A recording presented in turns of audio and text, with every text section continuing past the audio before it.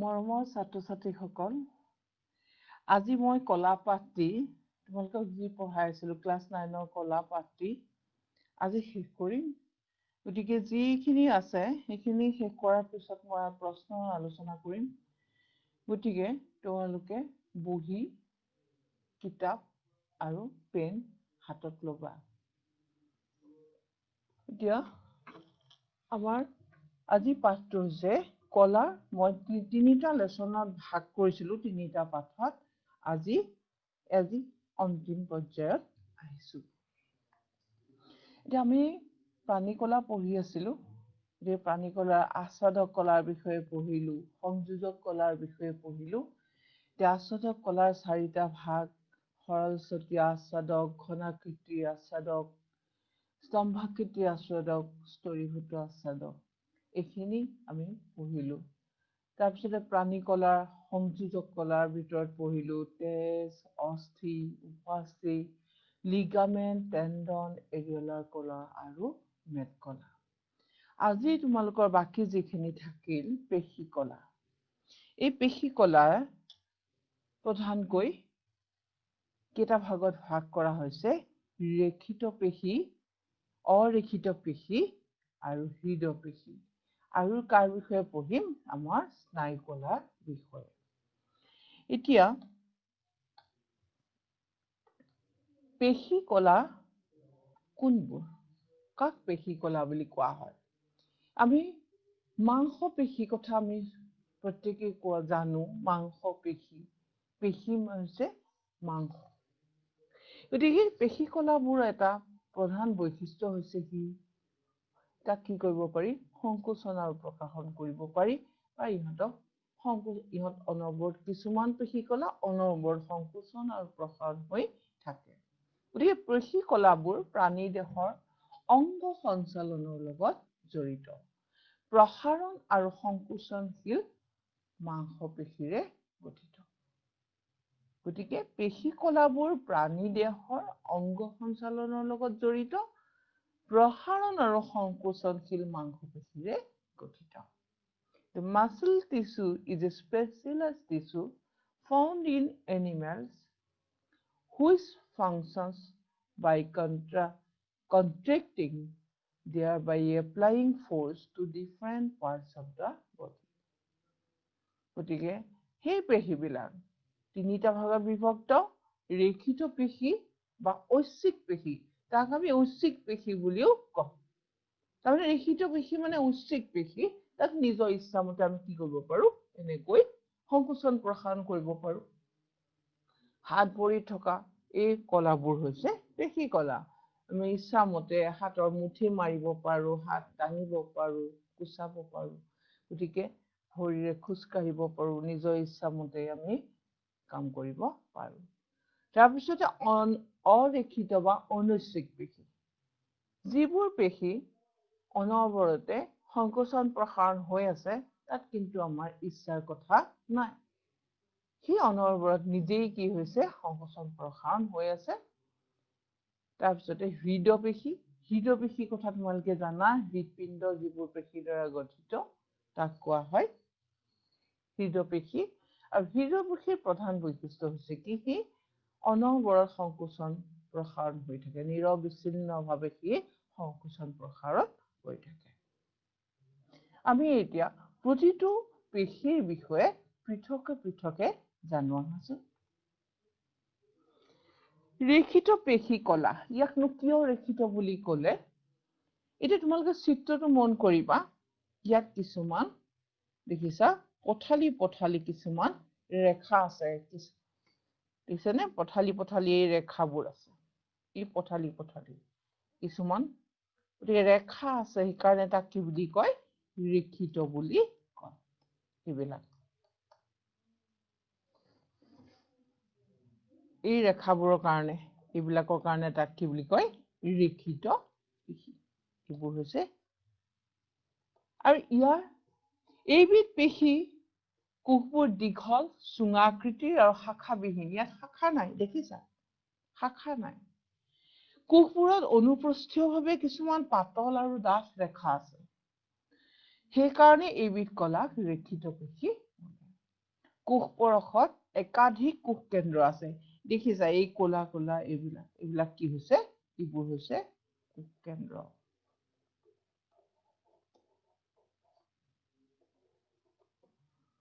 কোষ কেন্দ্ৰ আছে আৰু মাল্টি নিউক্লিয়েটেড মানে কি হৈছে ইয়াত বহু কোষ কেন্দ্ৰ একেলগে এটা কোষত কি থাকে কেইবাটাও কোষ কেন্দ্ৰ থাকে গতিকে এইবিলাক দেখিছা এইবোৰ বহুত কোষ আছে গতিকে মাল্টি নিউক্লিয়েটেড বা বহু কোষ কেন্দ্ৰ যুক্ত গতিকে ইয়াত কি আছে পথালিকৈ কিছুমান ৰেখা আছে সেইকাৰণে ইয়াক কি বুলি কয় ৰেখিত পেশী দীঘল চুঙা আকৃতি এনেকুৱা চুঙাটোৰ নিচিনা দীঘল আৰু ইয়াত কোনো নাই শাখা নাই ব্ৰাঞ্চ নাই গতিকে ইয়াক কি বুলি কোৱা হয় ৰেখিত পেশী বুলি কয় গতিকে ক'ত আছে ৰেখিত পেশীবিলাক ক'ত পোৱা যায় হাত ভৰি জিভা আমি ইচ্ছা কৰি কি কৰো জিভাখন এনেকে উলিয়াব পাৰো সুমুৱাব পাৰো গতিকে এইবিধ কলা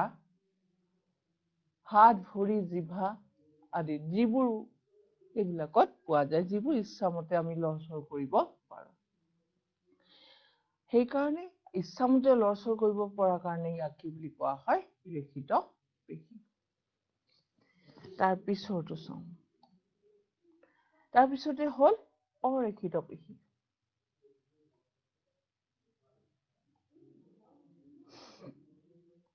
অৰেখিত পেশী তাক কি বুলি কোৱা হয় স্মুথ মাসল বুলি কোৱা হয় স্মুথ মাসল মিহি ৰেখিত পেশীত যেনেকুৱা ৰেখা আছিলে অৰেখিত পেশীত এই ৰেখাবোৰ নাই এনেই কিছুমান এনেকুৱা ধৰণৰ চিন দেখুৱাব পাৰি ইয়াৰ মাজত এইবিলাক ফিল আপ কৰি দিব পাৰি এইবিলাক মাংসপেশী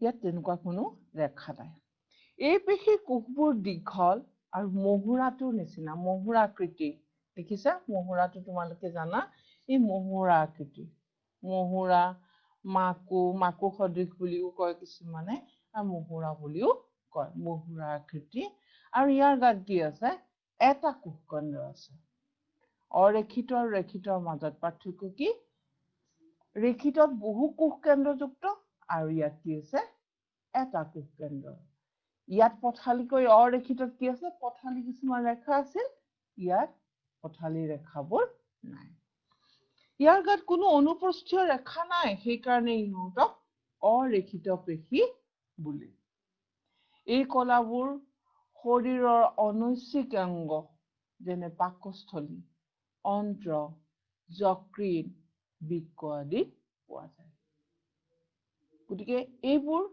আমি ইচ্ছামতে লৰচৰ কৰাব নালাগে সিহঁতি নিজে নিজে কি হৈ থাকে কন্ট্ৰেকচন আৰু এক্সপানচন হৈ থাকে গতিকে এবাৰ সংকোচন এবাৰ প্ৰসাৰণ ঘটি থাকে তাৰপিছতো চাওঁ অৰেখিতৰ পিছতে আছে হৃদপেশী হৃদযন্ত্ৰৰ বেৰ এই পেশী কলাৰ দ্বাৰা গঠিত এতিয়া গঠনৰ ফালৰ পৰা ইহঁতক দেখিবা গঠনৰ ফালৰ পৰা অনুচ্ছিক পেশীৰ নিচিনা ইহঁত কিন্তু অনুচ্ছিক পেশী গঠনৰ ফালৰ পৰা নহয় দেই গঠনৰ ফালৰ পৰা ইহঁত ঐচ্ছিক ইয়াত দেখিবলৈ গঠনৰ ফালৰ পৰা কেনেকুৱা লাগিছে তোমাৰ ৰেখিত পেশী যেন লাগিছেনে কিন্তু শাখাযুক্ত গতিকে এই অনৈচ্ছিক পেশী কিন্তু গঠনৰ ফালৰ পৰা ঐচ্ছিক পেশীৰ দৰে ইয়াত কি আছে শাখা আছে দেখিছা ব্ৰাঞ্চ আছে এইবিলাক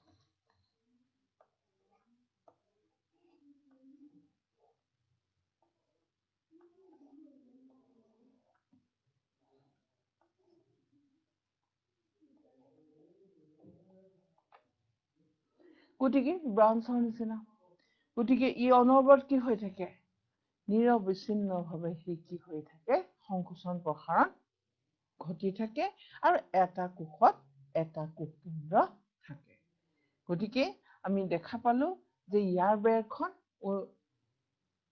হৃদপেশীৰ দ্বাৰা গঠিত, কিন্তু ইয়াৰ কাৰ্যটো কেনেকুৱা? অনৈচ্ছিক, নিজে নিজে সংকোচন প্ৰসাৰণ হৈ থাকে, কিন্তু গঠনৰ ফালৰ পৰা ঐচ্ছিক পেশীৰ দৰে, কিন্তু কাৰ্য অনৈচ্ছিক। গতিকে এই পেশীৰ শাখাযুক্ত, আৰু আমি যদি কওঁ যে ইয়াৰ প্ৰধান বৈশিষ্ট্যটো কি? ইয়াৰ প্ৰধান বৈশিষ্ট্য হ'ল নিৰবিচ্ছিন্নভাৱে সংকোচন আৰু প্ৰসাৰণ হৈ থাকে। মানে মৰাৰ আগলৈকে আমি জানো যেতিয়া হৃদপিণ্ডৰ ধপধপনি বন্ধ হৈ যায় তেতিয়াই কি হয়? মানুহজনৰ মৃত্যু মুখত পৰে। গতিকে যে ই মৰাৰ আগলৈকে কি হৈ থাকে? সংকোচন প্ৰসাৰণ হৈ থাকে।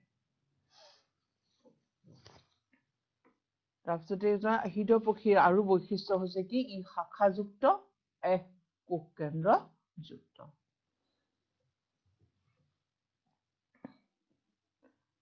এতিয়া তোমালোকে এই তিনিবিধ পেশীৰ বিষয়ে জানিলা। যে পেশী কলা বুলি ক'লে তেতিয়াহ'লে কি বুজিলা? যে আমি প্ৰতিবিধতে পালো কি আছে? ইয়াত সংকোচন প্ৰসাৰণ হৈ আছে। সংকোচন, অনবৰত সংকোচন, তাৰমানে আমি এতিয়া গম পালো যে পেশী কলাৰ প্ৰধান বৈশিষ্ট্য হ'ল কি? সংকোচন আৰু প্ৰসাৰণ হৈ থকা। তাৰপিছতে পিছৰ হেৰিটো চাওঁ, আৰু এবিধ কলা আছে, স্নায়ু কলা।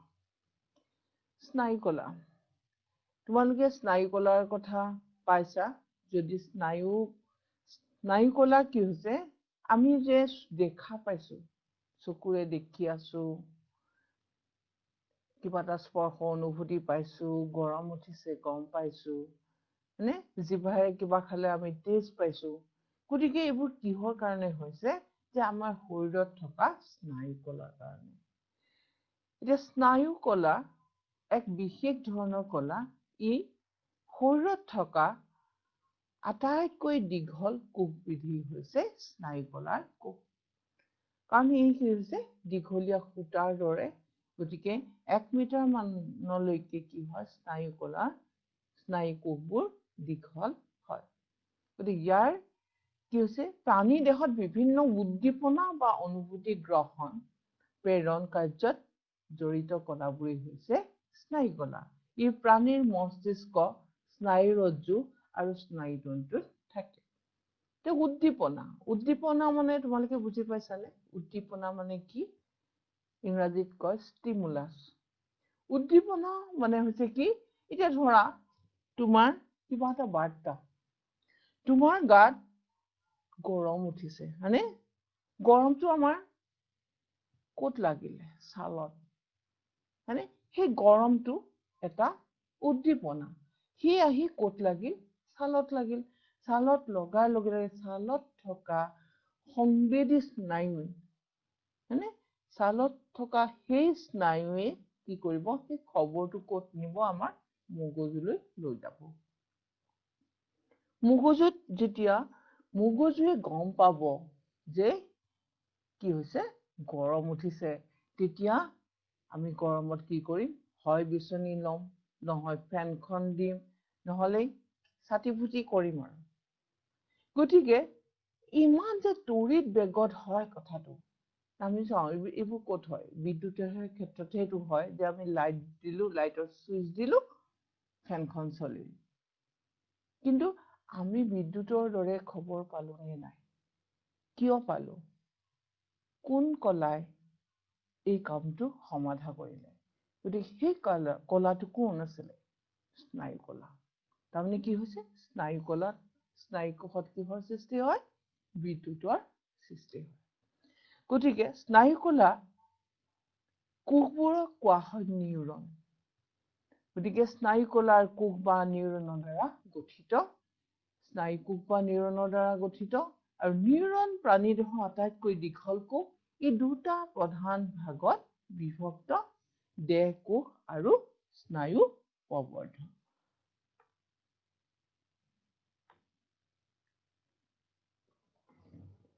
স্নায়ু কলা কাক কয়? Nervous tissue are highly specialized for being stimulated and then transmitting the stimulus. very rapidly from one place to another within the body. আৰু ক'ত থাকে? The brain, spinal cord, nerves are all composed of the nervous tissue. The cells of the tissue are called nerve cells or neurons. এতিয়া আমি নিউৰনৰ বিষয়ে অলপ জানো আহাচোন। তেতিয়াহ'লে স্নায়ুকোষটো কি বুলি কয় আমি গম পালো যে স্নায়ুকোষটোৱে হৈছে নিউৰন। ই প্ৰধানকৈ দুটা অংশত বিভক্ত। দেহকোষ আৰু স্নায়ু প্ৰবৰ্ধক। দেহকোষ মানে চেল বডি, কোনটোক কয় চেল বডিটো।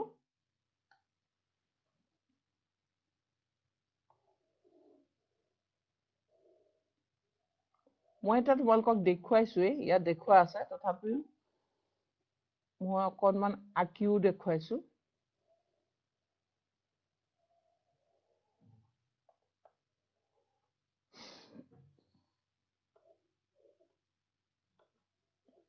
আঁকাটো ইমান ভাল হোৱা নাই বাৰু। গতিকে এই স্নায়ুকোষ দুটা অংশত বিভক্ত। চেল বডি এইটো দেহকোষ, এইটো কোৱা হয় দেহকোষ। আৰু এইবিলাক চুটি চুটি যে প্ৰবৰ্ধক সূতাৰ দৰে এই ফাইবাৰৰ নিচিনা, ইয়াকে কোৱা হয় ডেনড্ৰাইট। এই যে আমাৰ গৰম লাগিলে আমি কথাটো ক'ত গম পালো, বা মহে কামুৰিলে, এই স্নায়ু এই ডেনড্ৰাইটে ছালত থকা ডেনড্ৰাইটত এটা কোষৰ ডেনড্ৰাইটত প্ৰথমে বাৰ্তাটো আহিব। এই ডেনড্ৰাইটে বাৰ্তাটো কঢ়িয়াই আনি কলৈ দিব? দেহকোষ। দেহকোষৰ পৰা কলৈ যাব? এক্সন। এইডাল হৈছে এক্সন। এক্সনৰ পৰা স্নায়ু প্ৰান্ত। স্নায়ু প্ৰান্তৰ পৰা সি অন্য এটা কোষৰ আকৌ ডেনড্ৰাইটলৈ গুচি যাব। গতিকে স্নায়ুকোষবোৰ দীঘলীয়া সূতাৰ দৰে, কিন্তু এটাৰ লগত একেবাৰে লাগি নাথাকে, অকণমান হলেও ফাঁক থাকে তাত। এই ফাঁকটোক কোৱা হয় সাইনেপছ। গতিকে ইয়াত লাগি সি অন্য এটা ডেনড্ৰাইটলৈ গুচি যাব। গতিকে এই যে আমাৰ গৰম উঠিলে, ইয়াত আহিলে, ইয়াতে আহি সি সোমোৱাৰ পিছতে সি বৈদ্যুতিক প্ৰেৰণালৈ ৰূপান্তৰিত হয়, বিদ্যুৎ উৎপন্ন হৈ যায়। সেই বাৰ্তাটো কিহলৈ হয়? বৈদ্যুতিক বাৰ্তালৈ ৰূপান্তৰিত হয়। মোৰ গৰম উঠা কথাটো সি কলৈ গুচি গ'ল? বৈদ্যুতিক বাৰ্তালৈ ৰূপান্তৰিত হ'ল। বিদ্যুৎ হোৱাৰ লগে লগে সেইটো ৰক্ষা ৰাখি কি হ'ব? চিধাই আহি খুব কম সময়ৰ ভিতৰতে মগজু পাবগৈ। গতিকে কেনেকৈ আহিব?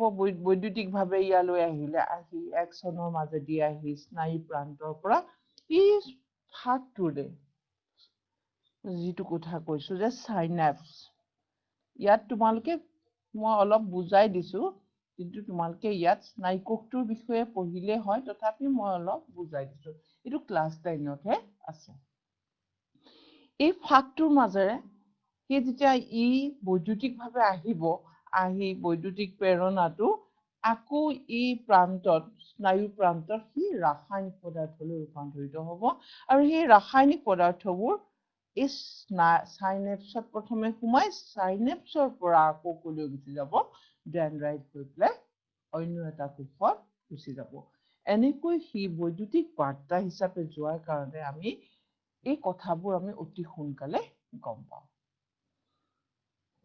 গতিকে এক্সন, এইডাল হ'ল এক্সন, আৰু এইডাল হ'ল, এইবোৰ হ'ল ডেনড্ৰাইট। এই চুটি চুটি প্ৰবৰ্ধবোৰক কোৱা হয় ডেনড্ৰাইট, আৰু এইবোৰ হ'ল এক্সন। এইটো হ'ল এক্সন। গতিকে কেনেকৈ বাৰ্তাটো আহিব? ডেনড্ৰাইট, দেহকোষ, এক্সন, স্নায়ু প্ৰান্ত, সাইনেপ, আকৌ অন্য এটা কোষৰ ডেনড্ৰাইট। এনেকৈ সি কি হ'ব? ক্ৰমান্বয়ে ইটোৰ পিছত সিটো গৈ পেলাই তৎক্ষণাত আমাৰ ক'ত গুচি যাব? মগজুত। কাৰণ মগজুটো আমাৰ কিহেৰে গঠিত? স্নায়ুৰে গঠিত স্নায়ু কোষেৰে গঠিত আৰু সকলোবোৰ ডিসিশন কোনে লয় মগজুৱে লয় গতিকে এইটো তোমালোকক দেখুৱাই দিয়া হৈছে যে এইটো হৈছে ডেনড্ৰাইট অ্যাক্সন স্নায়ু প্ৰান্ত কিন্তু আমি কোষটোত দেখিছানে এটা আৱৰণ আছে এই আৱৰণখনক কোৱা হয় মাইলিনৰ আৱৰণ কাৰণ এই অ্যাক্সনটো যে যাতে নষ্ট নহয় সেই কাৰণে কি হয় এই দীঘল প্ৰবৰ্ধডালত কি আছে এটা মাইলিন নামৰ পদাৰ্থৰ এটা আৱৰণ আছে তেনেকৈ আমাৰ ওয়্যাৰ বিলাকত কি হয় ইনসুলেশন কৰা থাকে যেনে তামৰ তাঁৰডালত প্লাষ্টিকৰ আৱৰণ এটা থাকে ঠিক তেনেকুৱা ধৰণৰ এইটো তুমি তাঁৰ বুলি ধৰিব পাৰা কাৰণ ইয়াৰ মাজে কি প্ৰবাহিত হ'ব বিদ্যুৎ প্ৰবাহিত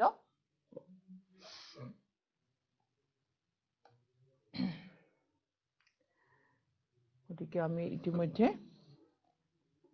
আমি বেছিভাগ কথাই পাই আহিলো যে আমি গোটেই লেসনটো এতিয়া আমি শেষ কৰিলো গতিকে এতিয়া তোমালোকৰ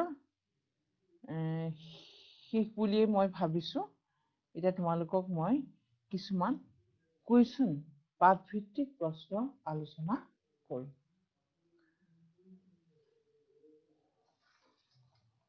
এতিয়া তোমালোকৰ প্ৰাণী দেহৰ লগত প্ৰশ্ন পাঠভিত্তিক প্ৰশ্নাৱলী 78 পেজ নাম্বাৰ 78 আছে এতিয়া আমি তোমালোকে কি শিকিলা এই পাঠটোত যে আমি কি শিকিলো সেইখিনি আকৌ এবাৰ আমি ৰিভাইজ কৰি চাওঁ কলা হল একে গঠন আৰু কাৰ্য কৰা কোষৰ সমষ্টি উদ্ভিদৰ কলাবিলাক বিভাজনক্ষম আৰু এইবিলাক উদ্ভিদৰ দেহৰ বৃদ্ধি বৰ্ধিত অঞ্চলত থাকে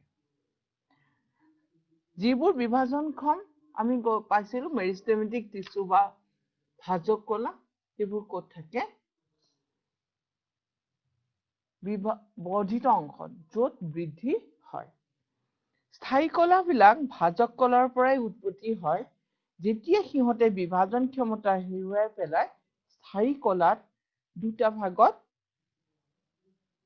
গতিকে যিবিলাকে বিভাজন ক্ষমতা হেৰুৱাই সেইবিলাক কিহত পৰিণত হয় স্থায়ী কলাত পৰিণত হয় গতিকে স্থায়ী কলাত প্ৰধানকৈ দুটা ভাগত ভাগ কৰা হৈছে সৰল স্থায়ী কলা আৰু জটিল স্থায়ী কলা সৰল স্থায়ী কলাৰ ভাগ আমি পালো কেইটা পেৰেনকাইমা কোলেনকাইমা স্কেৰেনকাইমা এই তিনিবিধ হল সৰল স্থায়ী কলা জাইলেম আৰু ফ্লোয়েম হল জটিল স্থায়ী কলা প্ৰাণী কলা প্ৰধানকৈ কেইটা ভাগত ভাগ কৰা হৈছে চাৰিটা আচ্ছাদক কলা সংযোজক কলা পেশী কলা আৰু স্নায়ু কলা আকাৰ আৰু কাৰ্যৰ ওপৰত ভিত্তি কৰি আচ্ছাদক কলাক ছটিয়া ঘনাকাৰ স্তম্ভাকাৰ স্তৰীভূত এই চাৰিটা কলাত ভাগ কৰা হৈছে আমাৰ দেহৰ সংযোজক কলাসমূহ হ'ল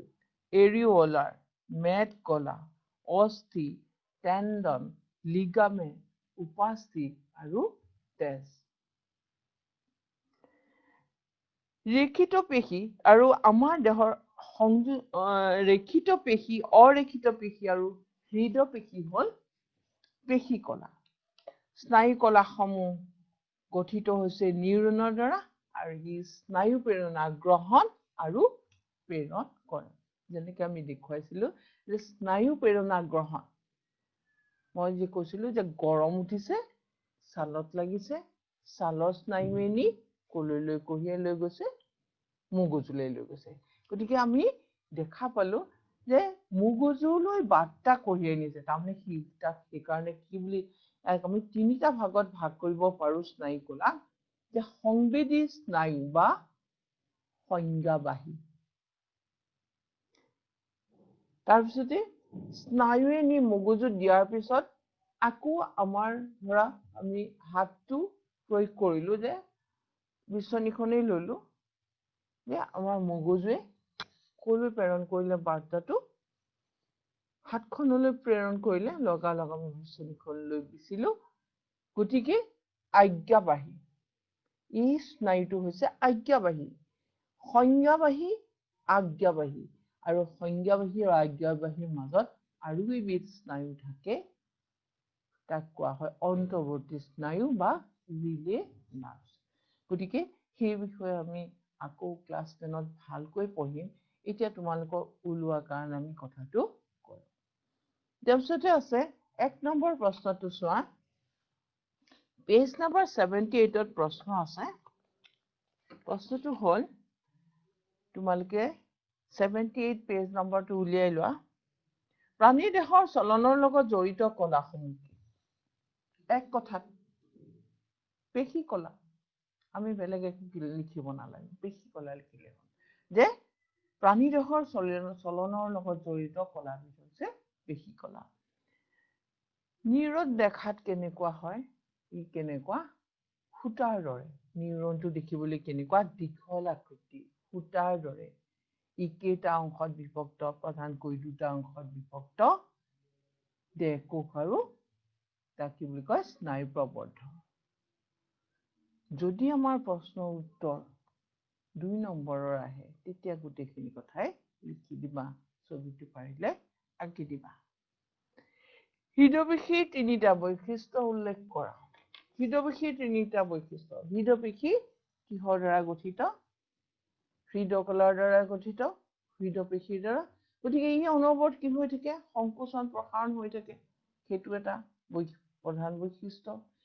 ইয়াৰ কোষবোৰ শাখা বিশিষ্ট আৰু প্ৰতিটো কোষত এটাকৈ কোষ কেন্দ্ৰ থাকে।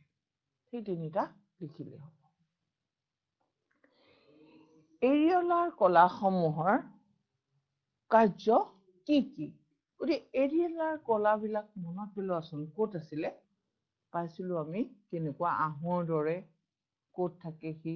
ছাল, উপাস্থি, হাড়ৰ মজ্জা, ৰক্ত কেশিকাৰ মাজত।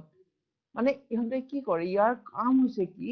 এই অংগবোৰক, আভ্যন্তৰীণ অংগবোৰক এৰিঅলাৰ কলাই ৰক্ষণাবেক্ষণ দিয়ে। তাৰ প্ৰধান কাম হৈছে ৰক্ষণাবেক্ষণ দিয়া। আৰু যদি কিবা ক্ষত স্থান হয়, যদি ঘাঁ লাগে, তেতিয়া সি কি কৰে? সেই এৰিঅলাৰ কলাই কি কৰে? সেই ক্ষতিপূৰণ কৰে। ক্ষতস্থান সি কি কৰে? মেৰামতি কৰে। আমাৰ 78 পেজৰ প্ৰশ্নকেইটা হৈছে। এতিয়া 79 পেজৰ প্ৰশ্নকেইটা উলিওৱা। কলাৰ সংজ্ঞা দিয়া।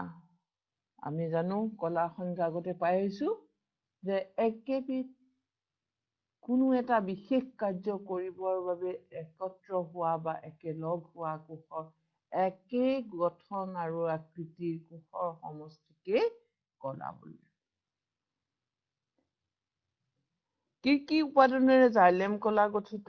সেইবোৰৰ নাম উল্লেখ কৰা। আকৌ মনত পেলোৱা জাইলেমৰ বিষয়ে। কি আছিলে? চালনী। জাইলেম কলাত কি আছিলে? ট্ৰেকাইড, নলিকা, তন্তু, জাইলেম তন্তু আৰু জাইলেম পেৰেনকাইমা। এই 4বিধ কলাৰ দ্বাৰা জাইলেম কলা গঠিত। সেইবোৰৰ নাম উল্লেখ কৰা। গতিকে কি উপাদানেৰে? সেই নামকেইটা ক'লেই হ'ব। উপাদান মানে এই বেলেগ বেলেগ কোষবোৰৰ কথা ক'ব লাগিব। ট্ৰেকাইড, নলিকা, জাইলেম পেৰেনকাইমা আৰু জাইলেম তন্তু। উদ্ভিদৰ সৰল স্থায়ী কলাবিলাক কি ক্ষেত্ৰত জটিল স্থায়ী কলাতকৈ পৃথক? 1 নম্বৰৰ প্ৰশ্ন কিন্তু এইটো। ইয়াৰ মাজত পৃথক কেনেকৈ? যে সৰল স্থায়ী কলাবিলাকৰ কোষবোৰৰ আকৃতি একে, কিন্তু জটিল স্থায়ী কলাত থকা কোষবোৰ বেলেগ বেলেগ। আমি এতিয়া দেখিছো যে পেৰেনকাইমা কোষবিলাক, সিহঁতৰ আকৃতি একেই। কোলেনকাইমা কোষবোৰৰ আকৃতি একেই। স্কেৰেনকাইমা কোষবোৰৰ আকৃতি একেই। কিন্তু এই যে আমি কি পাইছিলো? জাইলেম আৰু ফ্লোয়েম। জাইলেমতো 4বিধ কোষ আছে, ফ্লোয়েমতো 4বিধ কোষ আছে। অৰ্থাৎ আমি ক'ব পাৰো যে সৰল স্থায়ী কলাবিলাক একেবিধ কোষৰ দ্বাৰা গঠিত আৰু জটিল স্থায়ী কলাবিলাকৰ ভিন ভিন কোষেৰে গঠিত। কোষবেৰৰ ওপৰত ভিত্তি কৰি পেৰেনকাইমা কোলেনকাইমা স্ক্লেৰেনকাইমাৰ মাজত পাৰ্থক্য দাঙি ধৰা যে আমি পাইছিলো যে কোষবেৰত কি থাকে পেৰেনকাইমা কোষবেৰত সেলুলোজ থাকে স্ক্লেৰেনকাইমা অলপ পাতল হয় মানে পাতল হয় বা কোলেনকাইমাতকৈ তাৰ বেৰখন অলপ কোষবেৰখন পাতল ইয়াত সেলুলোজৰ দ্বাৰা গঠিত কিন্তু কোলেনকাইমাত কি আছে পেকটিন আছিলে পেকটিন আৰু সেলুলোজৰ দ্বাৰা গঠিত কিন্তু স্ক্লেৰেনকাইমাত কি আছিলে লিগনিন নামৰ পদাৰ্থবিধ থকাৰ কাৰণে স্ক্লেৰেনকাইমাৰ কোষবোৰ কি হয় ডাঠ হয় আৰু সি মৃত হয় গতিকে তোমালোকৰ কিতাপত ধুনীয়াকৈ দিয়া আছে গতিকে সেইখিনি চাই লৈ তোমালোকে লিখিবা তেনেকৈ তিনিটা ভাগ কৰি ল'বা পেৰেনকাইমা কোলেনকাইমা স্ক্লেৰেনকাইমা এনেকৈ তিনিটা ভাগ কৰি ল'বা তাৰপিছত হ'ল পত্ৰৰন্ধ্ৰৰ কাৰ্যবিলাক কি মই বুজাই গৈছিলো ইয়াৰ আগৰ ক্লাছটোত পত্ৰৰন্ধ্ৰৰ কাৰ্যবোৰ কি প্ৰথমতে চোৱা পত্ৰৰন্ধ্ৰৰ কাৰ্য কি পত্ৰৰন্ধ্ৰৰ কাৰ্য আমি পত্ৰৰন্ধ্ৰটো কেনেকুৱা আছিলে পত্ৰৰন্ধ্ৰ ক'ত থাকে পত্ৰৰন্ধ্ৰ সাধাৰণতে পাতৰ নিম্ন বহিস্থকত থাকে গতিকে নিম্ন বহিস্থক ৰন্ধ্ৰ বোৰ এককোষী কলাৰ দ্বাৰা গঠিত ঊৰ্ধ্ব বহিস্থকখন কেনেকুৱা ডাঠ থাকে গতিকে এইটো ছিদ্ৰ হয় আৰু ইয়াক কি হৈ থাকে পত্ৰৰন্ধ্ৰটো এই ৰক্ষী কোষ এই দুটাই কি কৰি ৰাখে পত্ৰৰন্ধ্ৰক আৱৰি থাকে এই ছিদ্ৰৰ মাজেৰে কি সোমায় ইয়াত কাৰ্বন ডাই অক্সাইড সোমায় উদ্ভিদৰ কাৰ্বন ডাই অক্সাইড সোমায় আৰু ইয়াৰ পৰা কি ওলাই গুচি যায় অক্সিজেন ওলাই যায় গতিকে ইয়াৰ কাৰ্য কি গেছৰ আদান প্ৰদান অতিৰিক্ত প্ৰাণীভাগ পত্ৰৰন্ধ্ৰৰ মাজেৰে কি হৈ যায় বাহিৰলৈ ওলাই যায় এতিয়া কাৰ্বন ডাই অক্সাইড কিয় লাগে কেতিয়া কাৰ্বন ডাই অক্সাইড কেতিয়া লাগে যেতিয়া সালোক সংশ্লেষণ হয় গতিকে সালোক সংশ্লেষণৰ সময়ত ই পানী কাৰ্বন ডাই অক্সাইডে পানীৰ লগত বিক্ৰিয়া কৰি কি কৰে শ্বেতসাৰ জাতীয় খাদ্য প্ৰস্তুত কৰে গ্লুকোজ প্ৰস্তুত কৰে তেতিয়াই কি হয় তাকে আমি কি বুলি কওঁ সালোক সংশ্লেষণ গতিকে সালোক সংশ্লেষণৰ সময়ত কাৰ্বন ডাই অক্সাইডৰ কি হয় প্ৰয়োজন হয় তেতিয়া কাৰ্বন ডাই অক্সাইড বায়ুমণ্ডলৰ পৰা আহি পেলাই ক'ত সোমায় এই ছিদ্ৰৰ মাজেৰে পত্ৰৰন্ধ্ৰৰ মাজেৰে ক'ত সোমায় উদ্ভিদৰ পাতলৈ সোমায় আৰু তাত উৎপন্ন হোৱা গ্লুকোজৰ উপৰিও কি উৎপন্ন হয় অক্সিজেন উৎপন্ন হয় আৰু এইটো অক্সিজেনখিনি কি কৰে বাহিৰলৈ উলিয়াই দিয়ে গতিকে পত্ৰৰন্ধ্ৰৰ কাম কি গেছৰ আদান প্ৰদান কৰা কোন দুবিধ গেছ কাৰ্বন ডাই অক্সাইড আৰু অক্সিজেনৰ আদান প্ৰদান আকৌ যেতিয়া উদ্ভিদে কি কৰে শিপাৰ সহায়ত পানী শোষণ কৰি লয় এই যিমানখিনি পানী শোষণ কৰে সিমানখিনি উদ্ভিদক নালাগে গতিকে অতিৰিক্ত পানীভাগ আকৌ পত্ৰৰন্ধ্ৰৰ মাজেৰে কি হৈ যায় বায়ুমণ্ডললৈ ওলাই যায় এই প্ৰক্ৰিয়াটোকে কোৱা হয় প্ৰচ্ছেদন গতিকে পত্ৰৰন্ধ্ৰৰ মাজেৰে কি হয় গেছৰ আদান প্ৰদান হয় আৰু প্ৰচ্ছেদন তাৰপিছতে প্ৰাণী দেহত চলনৰ লগত জড়িত কলাসমূহ কি সেইখিনি আমি আগতে পাই আছো পেশী কলা আৰু পেশী কলাবোৰ কি বুলি কৈছে নহয় তেতিয়াহ'লে তোমালোকে গুটিকেইটাই লিখিব লাগিব কি ৰেখিত পেশী অৰেখিত পেশী আৰু হৃদ পেশী নিউৰন দেখাত কেনেকুৱা আগতে মই অলপ আগত আলোচনা কৰি আহিছো হৃদ পেশীৰ তিনিটা বৈশিষ্ট্যৰ বিষয়ে মই কৈ আহিছো তাৰপিছতো হ'ল এৰিঅলাৰ কাৰ্যসমূহ কি অলপ আগত সেইখিনি কৈ আহিছো চিত্ৰৰ সহায়ত বিভিন্ন প্ৰকাৰৰ পেশী তন্তুসমূহৰ মাজত পাৰ্থক্য দেখুওৱা আমি দেখুৱাই দিয়া চিত্ৰ কেইটা তোমালোকে কি কৰিবা আঁকি ল'বা আঁকি লৈ তোমালোকে এবাৰ অধ্যয়ন কৰি ল'বা যে প্ৰতিটো কি পাৰ্থক্য আছে ইটোৰ লগত কিটো কাৰ কি পাৰ্থক্য আছে সেইখিনি চাই ল'বা তাৰপিছতে চাওঁ গঠন আৰু অৱস্থানৰ ওপৰত ভিত্তি কৰি পেশী অৰক্ষিত পেশী আৰু হৃদ পেশীৰ মাজত পাৰ্থক্য নিৰ্ণয় কৰা সেইখিনি চালেই হ'ব এটা আদৰ্শ স্নায়ু কোষৰ চিহ্নিত চিত্ৰ আঁকা ধুনীয়াকৈ আঁকিব পাৰিবা কিতাপতো আছে তাৰপিছতে হ'ল তলত দিয়া কলাসমূহৰ নাম লিখা আমাৰ এটা বৰ ধুনীয়া প্ৰশ্ন দিছে আৰু তোমালোকে অতি সহজে এই প্ৰশ্নটো কৰিব পাৰা আৰু এই প্ৰশ্ন কেইটাৰ কাৰণে তোমালোকে গোটেই পাঠটোৱে জনাৰ দৰে হ'ব কেনেকুৱা যে আমাৰ মুখৰ ভিতৰৰ বেৰখন কি কলাৰে গঠিত মুখৰ বেৰখন কৰি চোৱা আমি যে কৈছিলো যে চামুচ এখনে যদি মানে কি চুচি আনো নহয় আনিলে কি পাম এখন পাতল ছাল সেইখনেই হৈছে সৰল আচ্ছাদক কলা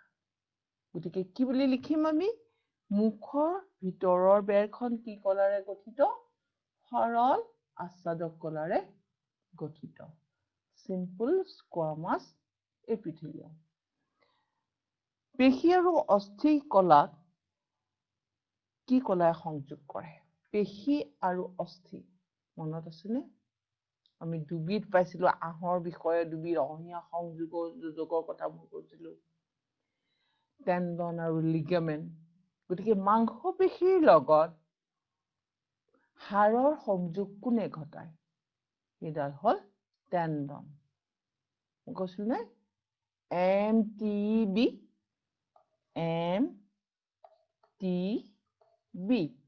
মাংসপেশী মাসল টেণ্ডন বোন MTB তেতিয়াহলে কোনে সংযোগ ঘটায় টেণ্ডনে উদ্ভিদত কি কলাৰে খাদ্য পৰিবহন কৰে ফ্লোয়েমে উদ্ভিদক খাদ্য পৰিবহন কৰে আমাৰ দেহৰ চৰ্বি থকা সংযোজক কলাবিধৰ নাম মেদ কলা মেদ এডিপোজ টিস্যু আধাৰ জুলীয়া দ্ৰব্য থকা সংযোজক কলাবিধৰ নাম কি প্লেজ যাৰ আধাৰ দ্ৰব্য জুলীয়া তেজৰ আধাৰ দ্ৰব্যবিধৰ নাম মনত পেলোৱাচোন তেজৰ আধাৰ দ্ৰব্যবিধৰ নাম আছিল কি প্লাজমা গতিকে জুলীয়া আধাৰ দ্ৰব্য থকা সংযোজক কলাবিধ হৈছে তেজ মস্তিষ্কত কি কলা থাকে অলপ আগতে আমি পঢ়ি আহিলো মস্তিষ্কত থকা কলাবিধ হৈছে কি স্নায়ু কলা আমাৰ মুখৰ ভিতৰৰ বেৰখন কি কলাৰে গঠিত সেইখিনি অলপ আগত কৈ আহিলো আচ্ছাদক কলা তলত দিয়া প্ৰাণীৰ অংগসমূহত থকা কলাবোৰৰ নাম লিখা ছাল আচ্ছাদক কলা কি আচ্ছাদক আছিলে ছালৰ স্তৰীভূত ছটিয়া আচ্ছাদক অস্থি সংযোজক কলা অস্থিক কোৱা হয় সংযোজক কলা বৃক্কৰ আৱৰণখন মনত পেলাবা কিতাপত আছে ঘনাকাৰ আচ্ছাদক কলা এতিয়া তলত 15 নম্বৰটো চোৱা তলত দিয়া তালিকাখন সম্পূৰ্ণ কৰা পেৰেনকাইমা কলা হি কি হয় পেৰেনকাইমাটো সৰল হয় আচলতে এইটো কি হ'ব লাগিছিলে পেৰেনকাইমা কলা হ'ব নালাগিছিল মই এতিয়াহে চাইছো এটো পেৰেনকাইমা কলা হ'ব নালাগে ইয়াত কি হ'ব লাগে স্থায়ী এটো অলপ ভুল হৈছে ইয়াতে টকাটো মই বনাই দিছো এটো কি হ'ব লাগিছিলে স্থায়ী কলা তোমালোকে তালিকাখন চাবাচোন তালিকাখন অকনমান ভুল হৈ আছে স্থায়ী কলা প্ৰধানকৈ দুটা ভাগত ভাগ কৰিছে সৰল স্থায়ী কলা আৰু জটিল স্থায়ী কলা সৰল স্থায়ী কলাৰ তিনিটা ভাগ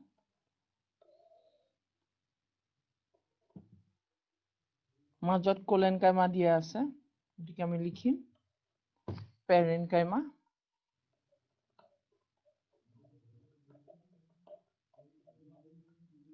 কোলেনকাইমা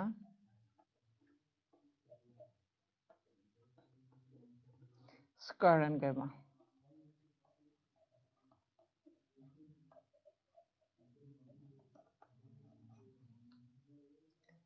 জটিল স্থায়ী কলাৰ দুটা ভাগ এটাত দিয়া আছে জাইলেম আনটোখন ফ্লোয়েম গতিকে তোমালোকৰ যিখন ফ্লো চাৰ্ট দিয়া আছে এতিয়া কি ভুল আছে তোমালোকে ধৰিব পাৰিলা গতিকে পেৰেনকাইমা কলা বুলি দিয়া আছে তাৰ ঠাইত তোমালোকে কি লিখি ল'বা পেৰেনকাইমা নহয় সেইটো হ'ব কি স্থায়ী কলা স্থায়ী কলাক প্ৰধানকৈ দুটা ভাগত ভাগ কৰা হৈছে সৰল স্থায়ী কলা সৰল স্থায়ী কলা জটিল স্থায়ী কলা গতিকে সৰল স্থায়ী কলাৰ তিনিটা ভাগ পেৰেনকাইমা কোলেনকাইমা স্কাৰেনকাইমা আৰু জটিল স্থায়ী কলাৰ ভাগ কেইটা হৈছে জাইলেম আৰু ফ্লোয়েম গতিকে আমি এতিয়া লেসনটো শেষে কৰিলো এতিয়া এই লেসনটো শেষ কৰিলো আশা কৰিছো তোমালোকে উপকৃত হবা আৰু এই সমস্যাত তোমালোকে